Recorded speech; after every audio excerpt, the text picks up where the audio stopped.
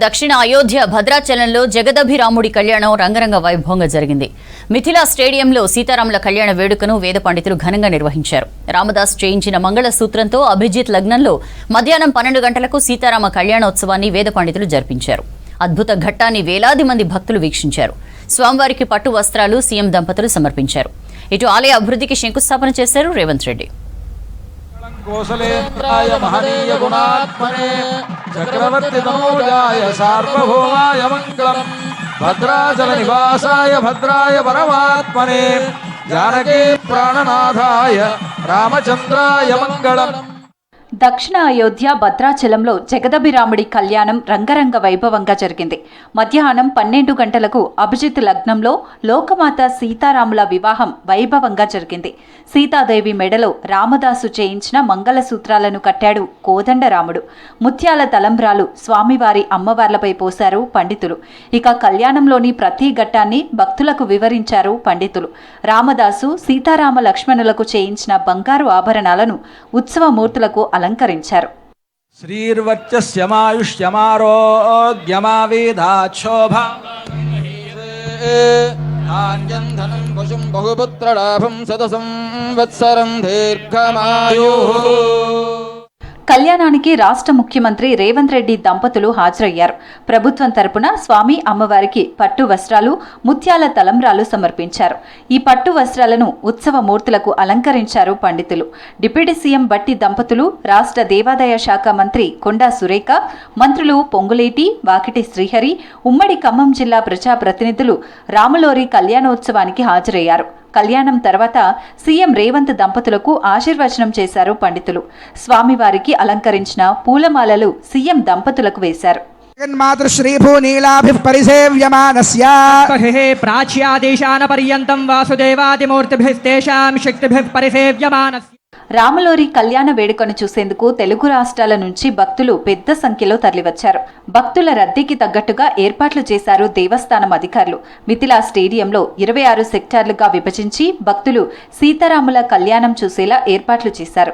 వివిధ కూడళ్లలో 12 చోట్ల 46 LED స్క్రీన్లు పెట్టారు. భక్తుల కోసం 3 లక్షల లడ్డూ ప్రసాదాలను, 5 లక్షల తలంబ్రాల ప్యాకెట్లు అందుబాటులో ఉంచారు. భక్తులకు ఉచితంగా స్వామివారి తలంబ్రాలు అందజేస్తున్నారు. చక్రవర్తి తనూజాయ సార్వభౌమాయ మంగళం భద్రాచల నివాసాయ భద్రాయ పరమాత్మనే జానకీ ప్రాణనాథాయ రామచంద్రాయ మంగళం.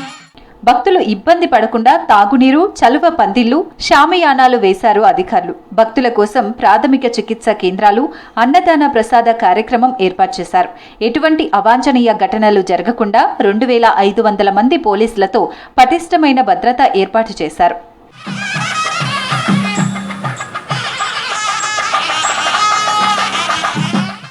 భద్రాచలం ఆలయ అభివృద్ధి పనులకు ముఖ్యమంత్రి రేవంత్ రెడ్డి శంకుస్థాపన చేశారు. మొదటి విడతలో 351 కోట్లతో ఆలయ పనులను నిర్వహించనున్నారు.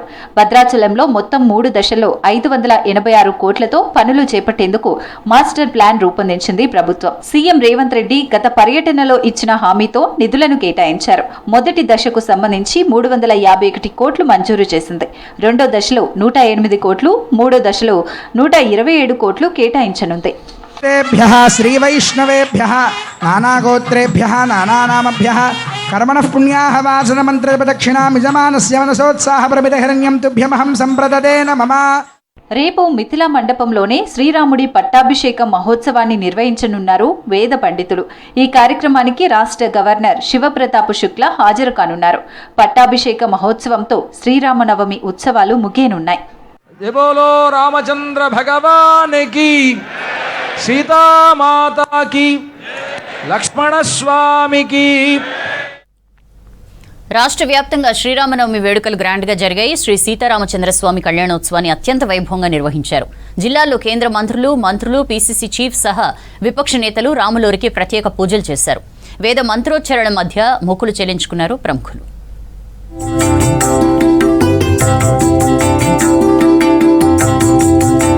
రాష్ట్ర వ్యాప్తంగా శ్రీరామనవమి వేడుకలు కన్నుల పండుగగా జరిగాయి. రాములోరి కళ్యాణం తిలకించారు జనం. లోక్ భవన్ లో శ్రీ సీతారాముల కళ్యాణోత్సవం ఘనంగా జరిగింది. గవర్నర్ శివప్రతాప్ శుక్లా దంపతులు రాములోరికి ప్రత్యేక పూజలు నిర్వహించారు. తర్వాత భాగ్యనగర్ శ్రీరామనవమి ఉత్సవ సమితి ఆధ్వర్యంలో నిర్వహించిన వేడుకల్లో పాల్గొన్నారు గవర్నర్ శివప్రతాప్ శుక్లా.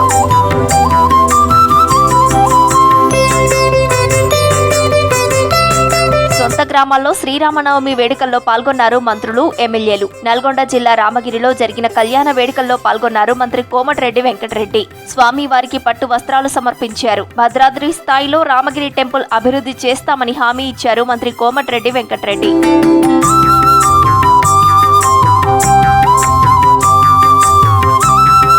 సీతారాముల కంటే ఆదర్శ దంపతులు విశ్వంలో లేరన్నారు మంత్రి వివేక్ వెంకటస్వామి.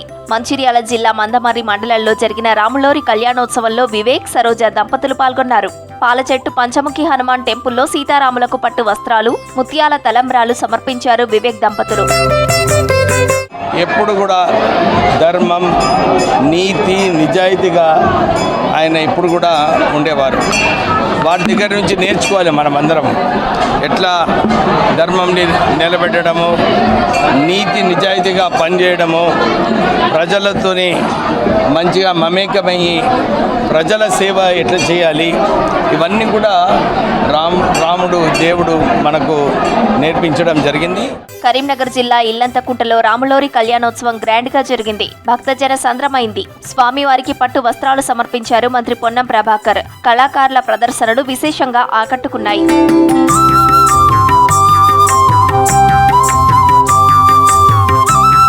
రెండో అపర భద్రాద్రిగా పేరుగాంచిన నాగర్ కర్నూలు జిల్లా సిరసనగండ్లలో శ్రీరామనవమి వేడుకలు అత్యంత వైభవంగా జరిగాయి. శ్రీ సీతారామచంద్ర స్వామికి ప్రభుత్వం తరపున పట్టు వస్త్రాలు, తలంబ్రాలు అందించారు మంత్రి జూపల్లి కృష్ణారావు. సిరిసనగండ్లను దక్షిణ అయోధ్యగా అభివృద్ధి చేయాలని ప్రభుత్వం సంకల్పించిందన్నారు మంత్రి జూపల్లి.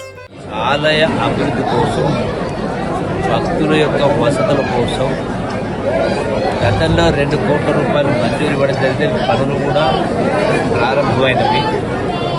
అదనంగా 3 కోట్ల రూపాయలు ఈ ఆలమిగులు అడుగుతూ ఉన్నారు. కాబట్టి అన్నిటికంటే ముఖ్యం మన యొక్క సంస్కృతి, సాంప్రదాయాలు, ఈ యొక్క ఆలయాల అభివృద్ధి.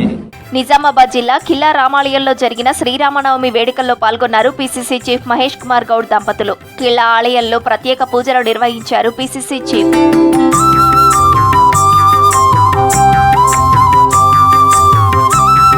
రాజన్న సిరిసిల్ల జిల్లా గొల్లపల్లిలో జరిగిన రాములోరి కళ్యాణోత్సవంలో పాల్గొన్నారు BRS working president KTR. Sitaramachandra స్వామికి బీఆర్ఎస్ నేతలతో కలిసి ప్రత్యేక పూజలు నిర్వహించారు.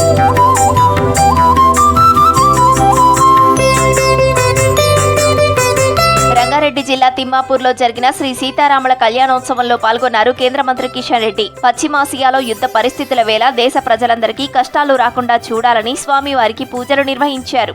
ఈరోజు సమస్త లోకాలు కూడా సంతోషంగా ఉండాలి. మన దేశంలో కూడా మరి ఏ రకమైనటువంటి ఇబ్బందులు లేకుండా నరేంద్ర మోడీ గారి నాయకత్వంలో దేశం మరింత శక్తిగా, మరింత పేద ప్రజలకు సేవ చేసే విధంగా, మరి శాంతి భద్రతలు పరీక్షించే విధంగా, ఏ రకమైనటువంటి ప్రకృతి వైపరీత్యాలు లేకుండా ప్రజలందరూ సుఖ సంతోషంతో ఉండే విధంగా ఆశీర్వదించాలని, మోడీ గారిని మరింతగా కనుకరించాలని ఈ సందర్భంగా ప్రార్థిస్తాం. కరీంనగర్ శ్రీ మహాశక్తి ఆలయంలో శ్రీరామనవమి వేడుకలు వైభవంగా జరిగాయి. కేంద్ర మంత్రి బండి సంజయ్ దంపతులు ఉత్సవాల్లో పాల్గొన్నారు. నవమి సందర్భంగా రాష్ట్రీయ స్వయం సేవక సంఘ్పై పాట రిలీజ్ చేసి పాడి వినిపించారు కేంద్ర మంత్రి బండి సంజయ్. మాతృమూర్తి పదాల ముందర మోకరిల్లిన యువకులం, సాధనా పదమందు నిలచిన స్వయం సేవకులం మనం. నిజామాబాద్ జిల్లాలో పర్యటిస్తున్నారు తెలంగాణ జాగృతి అధ్యక్షురాలు కల్వకుంట్ల కవిత. కిల్లా రఘునాథ ఆలయాన్ని దర్శించుకున్నారు. సీతారాముల కళ్యాణోత్సవంలో పాల్గొన్నారు. స్వామివార్లకు ప్రత్యేక పూజలు చేశారు. భగవంతుని ఆశీస్సులు రాష్ట్ర ప్రజలపై ఉండాలని కోరుకున్నట్లు కవిత తెలిపారు. ఏఎస్బీఎల్ ఆధ్వర్యంలో శ్రీ సీతారాముల కళ్యాణ మహోత్సవం హైదరాబాద్ ఆర్టీసీ క్రాస్ రోడ్స్ లో వైభవంగా జరిగింది. 108 మంది అర్చకుల వేద మంత్రాల మధ్య సీతారాములు ఒకటయ్యే అద్భుత ఘట్టం ఆవిష్కృతమవుతోంది. ఒకే చోట కూర్చుని 1 కోటికి పైగా రామనామాల రికార్డ్, శాస్త్రీయ సంగీతం, కట్టిపడేసే రామాయణ నాటకం, స్పెషల్ అట్రాక్షన్ గా ఆకాశంలో Ramayanam drone show, singer Sunitha and team పాటల కచేరీ, నృత్యప్రియ శాస్త్రీయ నృత్యం, రామాచారి బృందం ప్రదర్శనలు ఆకట్టుకున్నాయి.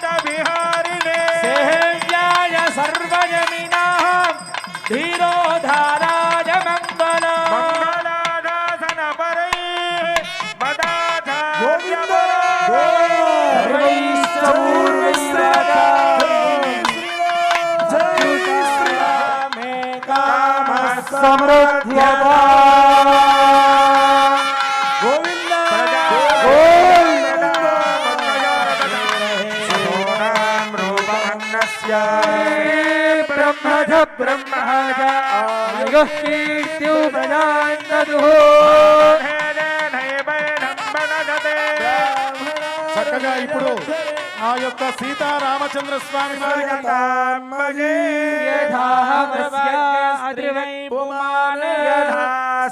ద్రవ్యతే భగోసి ప్రియే ప్రియా భగస్య ద్రవ్యాని యస్య కామ్య ప్రియః జెండాలు లేకపోతే చేతులు కూడా ఊపాలి, చేతులు ఊపాలి. జై శ్రీరామ్, జై శ్రీరామ్.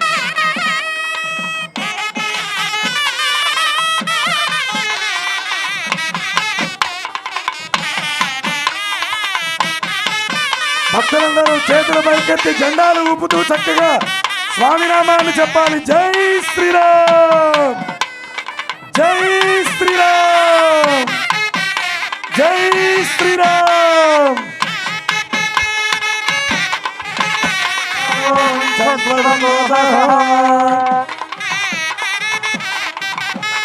చక్కగా భక్తులందరూ కూడా తమ తమ జెండాలను పైకెత్తి ఊపుతూ అందరూ గట్టిగా చెప్పాలి.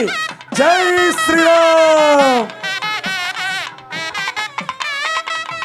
జై శ్రీరామ్, జై శ్రీరామ్, జై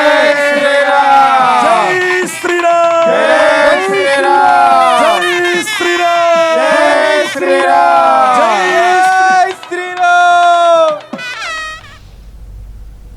తెలంగాణ జాగృతి అధ్యక్షురాలు కవిత తన కొత్త రాజకీయ పార్టీ ఆవిర్భావ డేట్ ఫిక్స్ చేశారు. అదే రోజు పార్టీ పేరు, జెండా, ఎజెండాను ప్రకటిస్తామన్నారు కవిత. ఇవాళ శ్రీరామనవమి మంచి రోజు కావడంతో ప్రకటన చేశామన్నారు. యువత, మహిళలకు పార్టీలో అధిక ప్రాధాన్యత ఉంటుందన్నారు జాగృతి చీఫ్.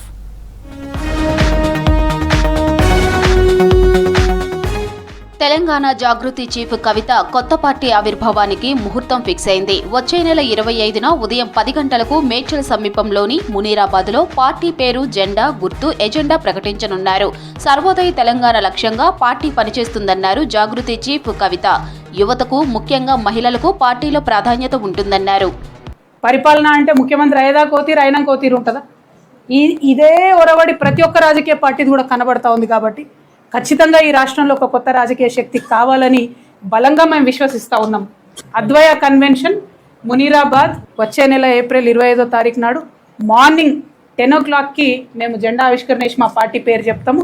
మరి యువ మిత్రుల కోసం ఏం చేయబోతా ఉంది కొత్త పార్టీ అని ఆ రోజు చెప్పబోతా ఉన్నాం. యువతకు, మహిళలకు పెద్ద ఎత్తున ప్రాధాన్యత ఉంటుంది. కాబట్టి 2 సార్లు అధికారంలో ఉన్న బీఆర్ఎస్ తెలంగాణపై ఫోకస్ తగ్గించిందన్నారు కవిత. టీఆర్ఎస్ ను బీఆర్ఎస్ చేసి జాతీయ స్థాయిలో తిరిగి రాష్ట్రాన్ని మర్చిపోయిందనే విధంగా విమర్శించారు కవిత. టీఆర్ఎస్ తెలంగాణ ఫోకస్ వదిలేసి మేము నేషనల్ పార్టీ అవుతామన్న క్రమంలో ఇక్కడ అక్కడ అన్నట్టు కాకుండా ఫోకస్ తగ్గింది. ఇవాళ తెలంగాణలో అసలు ప్రాంతీయ పార్టీయే లేదు కదా. సో రేపటి నాడు మా జాగృతియే ప్రతి ఇంటి పార్టీ అవుతుంది, తెలంగాణ ప్రాంతీయ పార్టీ అవుతుంది. 95% ఫోకస్ మా తెలంగాణ మీద, తెలంగాణ సమస్యల మీదనే ఉంటుంది. నిజామాబాద్ పెద్దపల్లి రైల్వే లైన్ తాను ఎంపీగా గెలవనప్పుడే తీసుకొచ్చానని, ఢిల్లీలో లాబియింగ్ చేసే సత్తా, గల్లీలో ఒళ్ళు వంచి పనిచేసే సత్తా ఉందన్నారు Kavitha. Nizamabad Peddapalli railway line finish చేస్తాను వాగ్దానం ఇచ్చిన. అప్పటికే అది 25 సంవత్సరాల నుంచి పెండింగ్ ఉండేది. అందరు నవ్విండ్రు, 25 ఏళ్ళకెళ్ళి కాలేదు, పెద్ద పెద్దోళ్ళు ఎంపీ ఉన్నప్పుడు కాలేదు, నీతో అవుతుంది అన్నారు. జస్ట్ 3.5 yearsలో చేసి చూపించిన నేను. అంటే నాకు ఢిల్లీలో లాబీ చేసే సత్తా ఉంది, గల్లీలో ఒళ్ళు వంచి పనిచేసే సత్తా కూడా ఉంది. ఆ పట్టుదల ఉంది నాకు. అవసరమైతే ఢిల్లీలో లాబీ చేస్తాం, అవసరమైతే గల్లీలో పనిచేస్తాం. రాజకీయ పార్టీలను విమర్శిస్తూనే తాను నిజామాబాద్ కోడలని, తెలంగాణ బిడ్డను అంటూ ఎమోషనల్ టచ్ ఇచ్చారు కవిత. నిజామాబాద్ నుంచి తీసుకునే నిర్ణయాలు దేశాన్ని ప్రభావితం చేస్తాయన్నారు. నేను నిజామాబాద్ బిడ్డను, నేను నిజామాబాద్ కోడల్ని, తెలంగాణ బిడ్డను. మరి మన నిజామాబాద్ చూసుకుంటే, మన తెలంగాణ చూసుకుంటే బౌద్ధ జైన సూఫీ మతాల సమ్మేళనంగా ఉంటాం మనం. మరి నిజామాబాద్ మట్టి మంచిది. నిజామాబాద్ మట్టిలో పుట్టినటువంటి ఏ ఆలోచన అయినా కూడా బాగా సక్సెస్ అయింది. ఏప్రిల్ 25న పార్టీ ఆవిర్భవిస్తుందని చెప్పారు జాగృతి చీఫ్. ఈ కొత్త పార్టీ రాష్ట్ర రాజకీయాల్లో కొత్త సమీకరణాలకు దారితీస్తుందా అనే చర్చ మొదలైంది.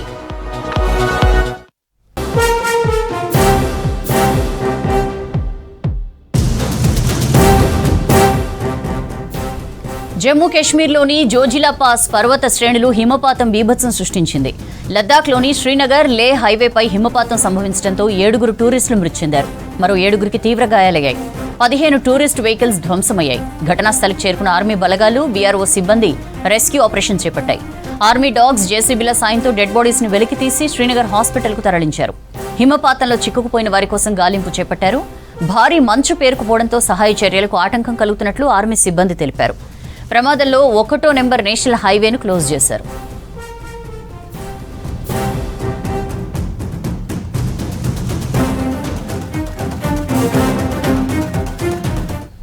That's all for